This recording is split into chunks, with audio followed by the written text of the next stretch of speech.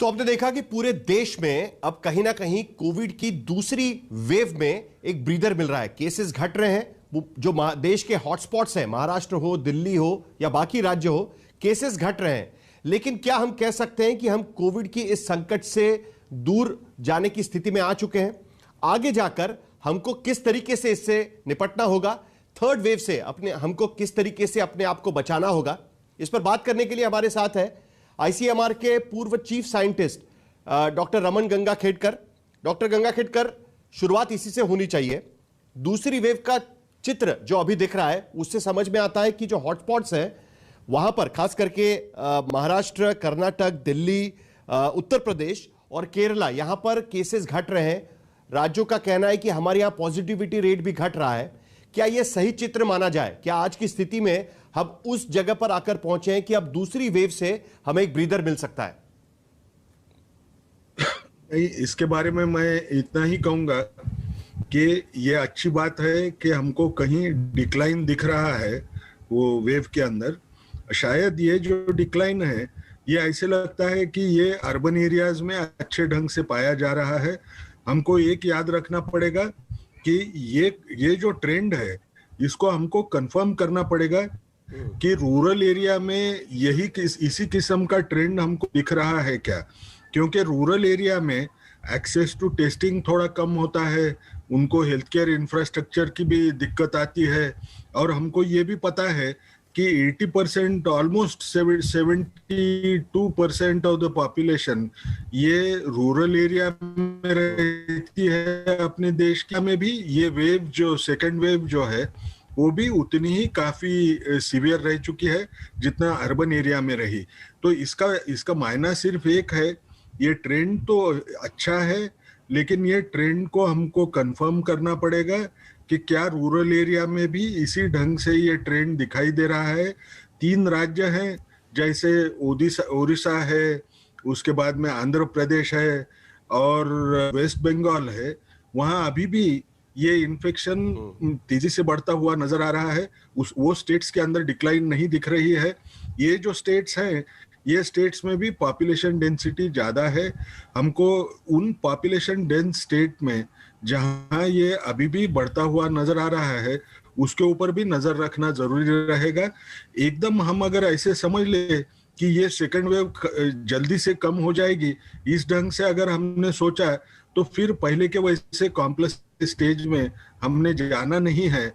ये हमको याद रखना पड़ेगा क्योंकि उससे ही हम लोगों की जानें अच्छी ढंग से बचा पाएंगे।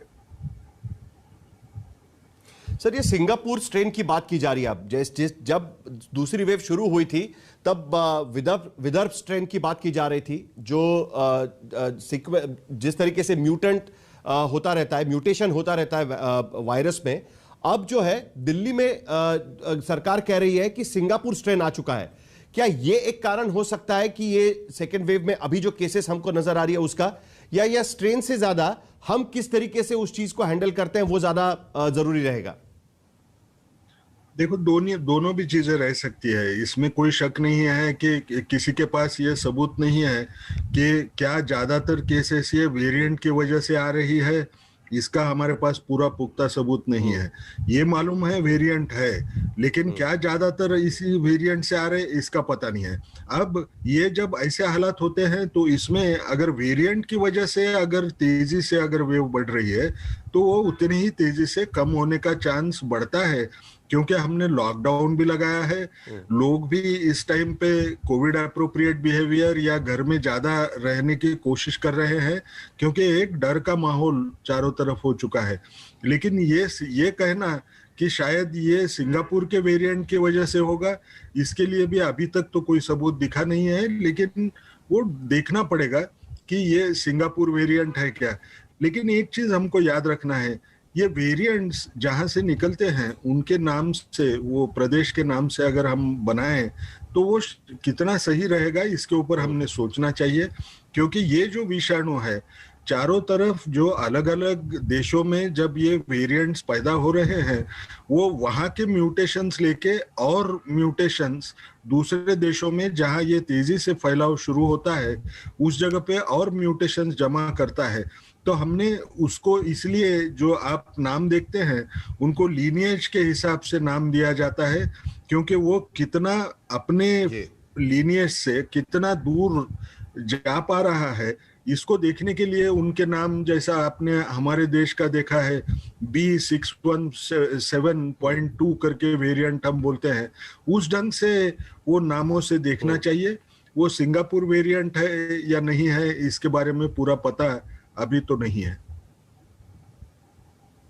क्या बच्चों को ये ज्यादा अफेक्ट करेगा? क्योंकि बार बार ये बात निकल कर आ रही है। मैं एक और इंपॉर्टेंट बात पर आपका ध्यान खींचना चाहूंगा, लेकिन उससे पहले ये क्लैरिटी काफी जरूरी है कि बार बार ये बात आ रही है कि थर्ड वेव आएगी तो बच्चों को अफेक्ट करेगी।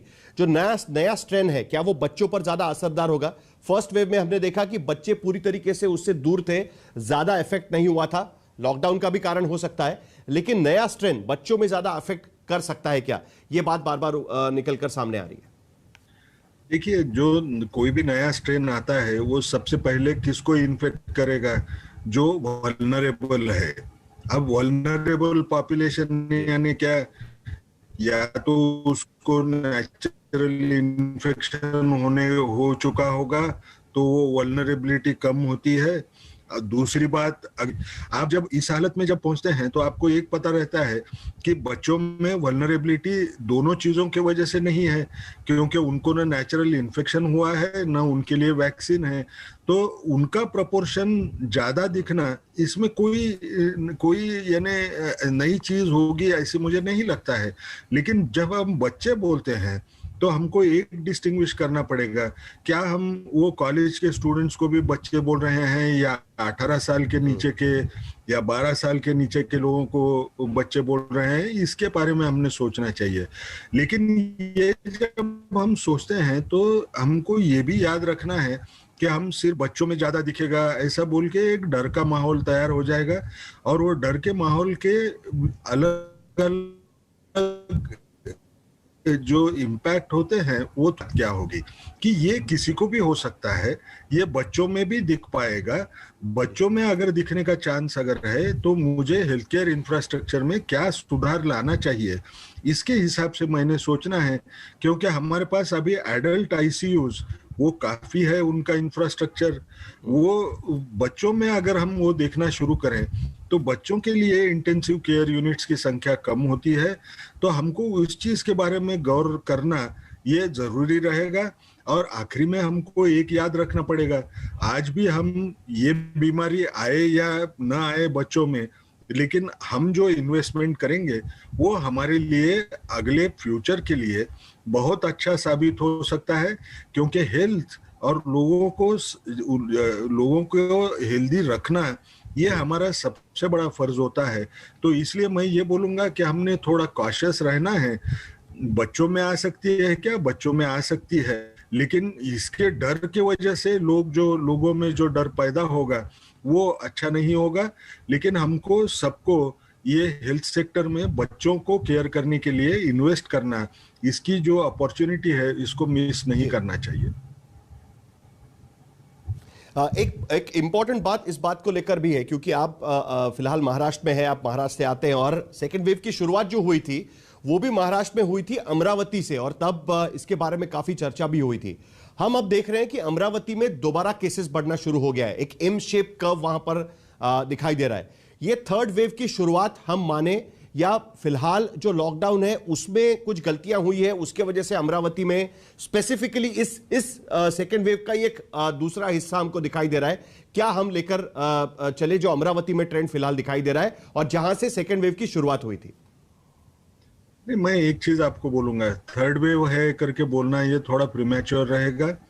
इसका कारण यह है कि इतने जल्दी, यानी जब सेकेंड वेव एकदम खत्म होने में अभी आ रही है तो इमीडिएटली जब थर्ड वेव शुरू होती है तो उसका शायद दूसरा भी मायना रहता होगा कि उनको टेस्टिंग का एक्सेस चारों तरफ यूनिफॉर्म नहीं है।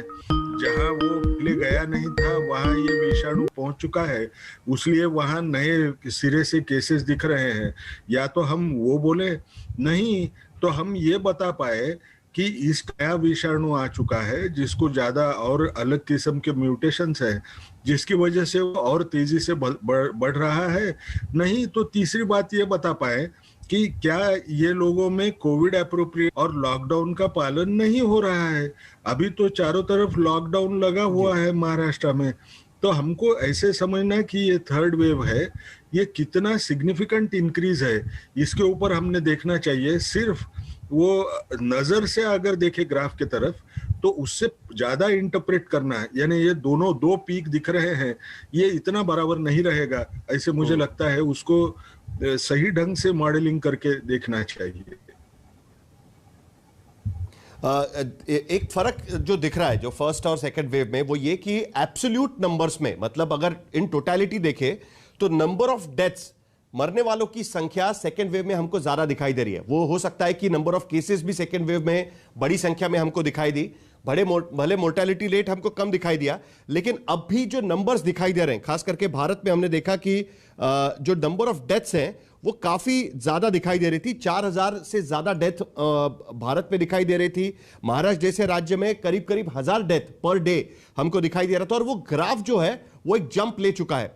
तो ये डेथ्स का कारण क्या आपको लगता है कि एब्सोल्यूट नंबर्स में ज्यादा जो डेथ हो रही है उसका कारण क्या लगता है? कि ये इसका दोष म्यूटेशन पे जाना चाहिए, या जो व्यवस्था हम तैयार कर पा रहे थे वो नाकाफी थी मौतों को रोकने के लिए, ये हम कह सकते हैं, या रूरल एरिया से ये नंबर्स ज्यादा आ रहे हैं? हमको फर्स्ट वेव और सेकंड वेव में एक फर्क महसूस करना चाहिए। फर्स्ट वेव में जितने सेंटर्स किसी भी टाइम पॉइंट में थे, उससे ज्यादा टेस्टिंग का एक्सेस अभी हम लोग दे पा रहे हैं। इसका मायना क्या होगा?